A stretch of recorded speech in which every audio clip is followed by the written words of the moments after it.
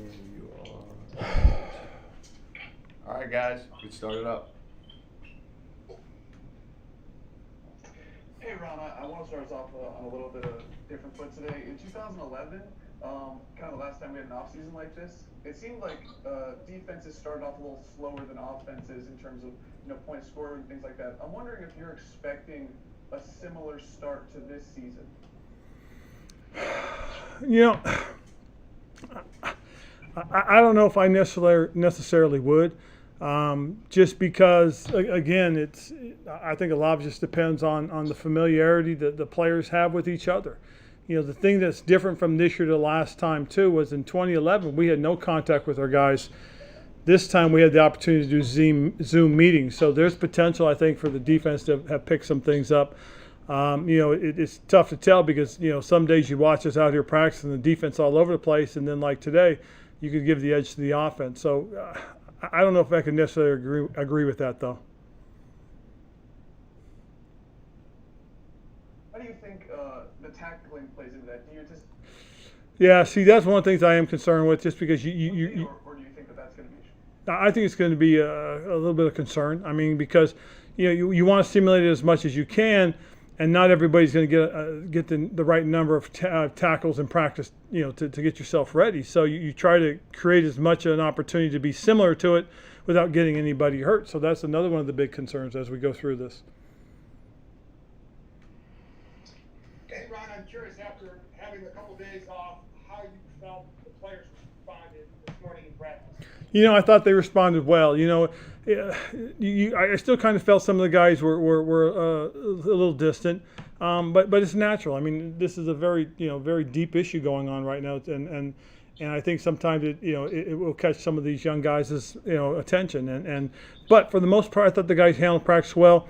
We sped up a couple of the periods. We had a couple up-tempo periods, and I thought they handled that very nicely. They were very competitive. That was the other thing that was good, and I really did. I was pretty pleased. But like I said, I understood there was a few guys that seemed to be a little distant every now and then. And then switching gears with Alex, what more do you need to see in some of these drills before you're ready to take that next step with him? Well, I think right now it's also not just what we're seeing, but how he's feeling. And that's a conversation that we're going to have just to see where he is mentally and go from there. That's one of the things too that we've tried to do too, is we've always tried to keep him in the loop as we've decided as we've gone forward with him. Thank you. Hey Ron, as you said, the players have had these last 2 days off, and just a few things like players sort of jumping a little bit more today than we've seen in practice so far. Did that concern you at all, or was that Oh yeah. something that you scheduled 2 days off essentially? No, it was a little disconcerting. I mentioned to the guys about focusing in, and again, as I said, I do understand that when you're away from it and it's time to get back in and get refocused, sometimes it's difficult. But still, that's one thing I told the guys: you got to be where your feet are. You're here at practice. Let's be at practice. Let's focus in. Let's take care of our business. When you're at home, be at home. So I think that's the thing that we have to learn is sometimes we have to compartmentalize things and be able to focus in and because we were out there for about 2 hours and 15 minutes, and I think it's part of the maturation process is that you're able to focus, compartmentalize, and get your work done, or get your job done, or be with your family, or be with your friends, and then move on to the next thing. Okay. I noticed that Antonio Gibson kind of yelped a little bit on one of the throws he had, and he was noticeably kind of had a hitch in his walk, but he then went back into the play. He had a nice catch and run and stuff like that. How do you balance a guy that's trying to be tough and stay out there when clearly he's not moving as well as he could otherwise? Well, I think again, Rihanna, and as well as anybody, it's really the severity of the injury or where the injury was more so than anything else. And he had just gotten kicked in the shin, and he was just working through it. So we felt safe putting him back out there. But if it had been something that had been a little bit more concerning, we probably would have held him out a little bit longer and done something with it. But it was one of those things that he just had to kind of get the owie out of the way. Thank you, Ron. Appreciate it. All righty. Hi, Ron. It looked like Chase got to do quite a bit more today. Mm-hmm. How did he look to you, and how far away is he from being pulled out? He looked fresh, and I think again it's just as we continue to go through this, and the training staff feels more and more comfortable with us being able to cut him loose, and we'll continue to work him in, and eventually we'll get to that point when we cut him loose. How far away? Again, I'm not going to speculate because I don't want to put any pressure on anybody to show up all of a sudden. So as he's given the latitude to go forward, that's when we'll get him out there and just cut him loose. Have you noticed any sort of difference in Montez Sweat since Chase came here? I mean, do they seem to have a good rapport, and has he brought more out of Montez? Well, I think they do have a good rapport, and I think Montez is brought out Montez, because if you look at the work he did and how he transformed himself from last year to this year, I think Montez did a good job. In spite of the fact that we had to Zoom, we were separated from the players. They didn't come in to work out. I thought it looks like he handled his situation very, very nicely. Came back a little bit stronger, a little bit thicker, more lean muscle mass. So I think Montez has really responded to the opportunity he has in front of him, and that's to be part of a new defense, help set a tone for this defensive unit and this football team. Ron, I was curious, what did you mean of JD to 6 snaps? Seems like he's really hitting a ball. Well, today was an emphasis on our situational football, and in certain situations you'll see a little bit more JD than the other backs, and so today was an opportunity to feature him and highlight him in some of those circumstances, and he did handle them very, very well today. It's his skill set. We've watched him. I've watched him from his Seattle to Detroit days, and he's a guy that really fits some of the things that Scott wants to do on the offensive side. I thought he was a player that could come in and give us those kind of situational snaps. It seemed like you guys were taking a look at Joshua Garnett. Just what have you seen from him? What kind of appealing? Well, Joshua is he's a former first rounder, a guy that's got a tremendous skill set. Came from a really good program at Stanford. His skill set, I think, suits the style of blocking that we have as opposed to some of the other offenses he's been in. So we'll see. We'll see how it goes. But that's one of the things I've told you guys. We're going to rotate guys around to see who fits. Hey, Ron, at the start of camp, you kind of said you needed to maybe go through a couple of weeks of looking at your players to kind of see what you had at certain positions, or maybe you have to decide if you needed to bring in outside people. It's now been a couple of weeks or so. I'm just curious on some of the positions, including the offensive line, where things kind of stand on that front. Well, I think we've shown that we have some good football players. We just got to find out what that combination is going to be as far as which is going to be our starting group. But we've got a good mixture. We've got some guys that have shown us that they have the ability to start. We've got some guys that have shown us that they can be starters, and we have some guys that show us that they got position flex. And being a position flex guy gives you the opportunity to make this football team. So it's an exciting thing, and I kind of look forward to the next few days when we get to take an even deeper dive with our guys. And sort of in terms of evaluating the roster, there's evaluating the roster to make the team, but then there's also to play week 1 against the Eagles. When does that line for you start to cross where you start moving? Who do we have on the field for that game versus who we have in camp right now? Well, we talk daily as coaches amongst ourselves and as groups, and then we meet once a week with our personnel staff, with Kyle and his guys, and we talk about where we see things, and we're building up towards that, Ben. I think it's just a matter of time, before we really sit there and say, okay, hey, let's make this the group, and it's really about the position coaches and the coordinators being comfortable with those guys.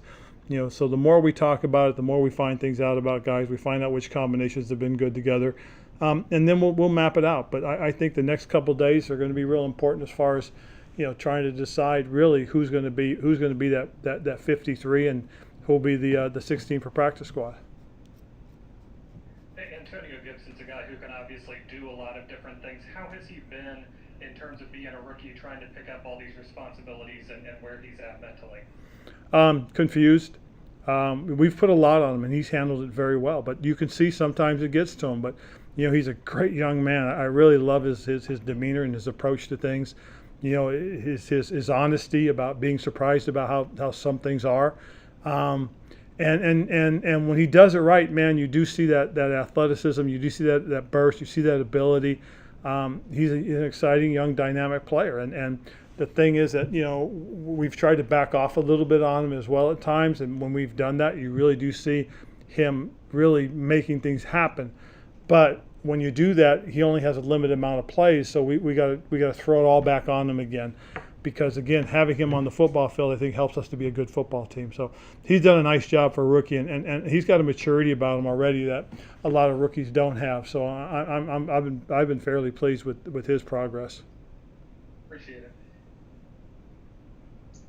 Hey, Ron, you've been asked about McKissick and Gibson.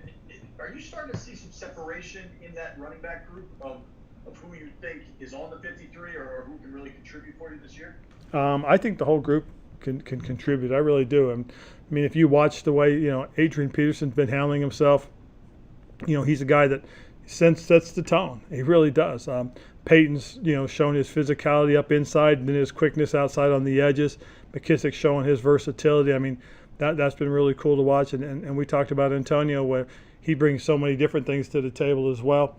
And then don't fall asleep on Bryce. Bryce had a couple of nice things today happen. He had a nice run to the corner and just had an angle on everybody and beat him to to the end zone. So it's a good group. It really is, and very pleased with these 5 guys. I mean, we'll see how it unfolds though. And then kind of piggybacking off what Ben asked earlier about competition compared to week 1, specifically at the quarterback position, do you have a timeline for when one guy should start getting the bulk of the reps? Yeah, I do. Do you want to share that with us? No, not yet. All right. Thanks, Rose. He says with a smirk. Hey, Ron, I had a quick question about the. Okay, I got Chris Russell on my screen here. Sorry, Ron, I wanted to ask you a quick question about kind of as you've watched this team over the last couple weeks now. Can you tell when they're starting to get things that you're trying to teach them about culture, about the different things you're trying to install here? Yes, because it's the little things. It's as basic as just when you're walking through the locker room and you see guys picking up stuff and throwing it in the garbage. You see the way guys are handling themselves, pushing each other, taking responsibility. One of the things that Coach Dick always told me was that he always felt good about us when he saw us take ownership, and that's part of the culture, is that you want to take ownership and be responsible. So those are the things that that you look for, and I think those are the important things. Was there like one moment already that you've seen and it's like, yeah, that was it, or? There's actually been a couple of them, and it's come from some of the most unlikely spots. Some of the younger guys saying things and watching some of the veteran guys respond to it. Watching some of the younger guys listen and turn and ask the veterans for advice and watch the veterans step up. One of the things that I was concerned with and I've been concerned with is really, when you're struggling and you're coming off some tough times, the tendency is to be really about yourself. Because if we're not doing well, I'm going to get mine. And I honestly kind of felt that early on, that there was a little bit of selfishness. But as we've gone through this, you start to see the guys opening up with one another. You see the older guys putting their arms around the young guys and talking to them and saying, "Hey, you know what? This is how you need to do it. Take a look at this." I mean, that to me is encouraging when you see the veteran guys. You see it with especially on the offensive line. Watching Moses and Brandon talk to these young offensive guys that we've brought in and try and get them to be part of what we're doing.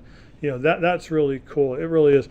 Then you watch the DBs, the secondary, which is a group that's scattered from all over, and you see them kind of working together.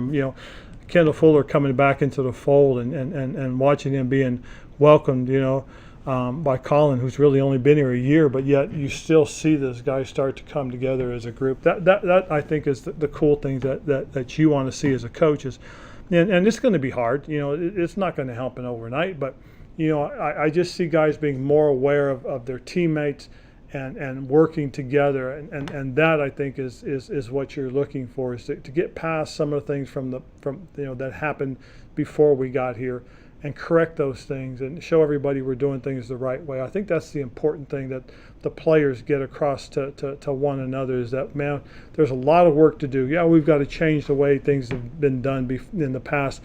Because one of the things that I always tell the guys, if what we did last year you think is good enough, you're wrong. It's not good enough, because it was only good enough for 3-13. So we've got to get past that and get to where we want to go. And that's what I said in terms of, it's important that we build a sustainable winning culture. Last one, guys. you kind of touched on the secondary there. Troy Ackey's been really, really physical the past couple practices. Is that something you emphasize with him specifically, or is that just kind of your overall tempo and practice rubbing off on him? I think that's an overall tempo rubbing off on him, because you see it with a number of other guys as well. That's one of the big things, guys, is that, and I said it the other day, is that practicing with an up tempo, practicing with speed creates things. It makes good things happen. Now, I had an old teammate, Dan Hampton, you say the problem with going fast is sometimes it gets you to the wrong place quicker. But with Troy right now, he's doing the things that we need him to. He's learning those things. He's learning the elements of the game.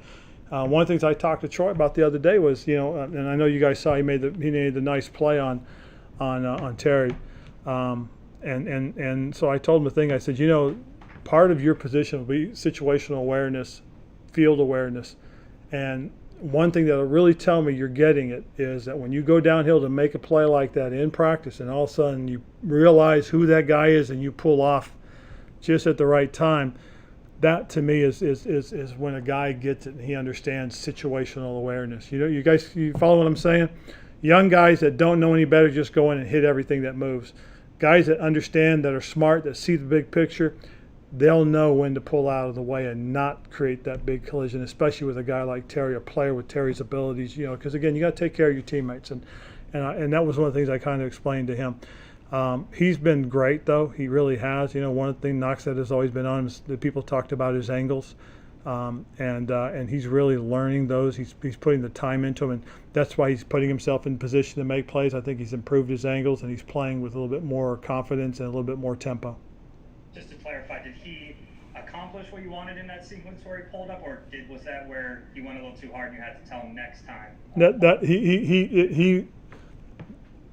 It's a great point, because the comparison from what happened the other day to what happened today is exactly what I was talking about.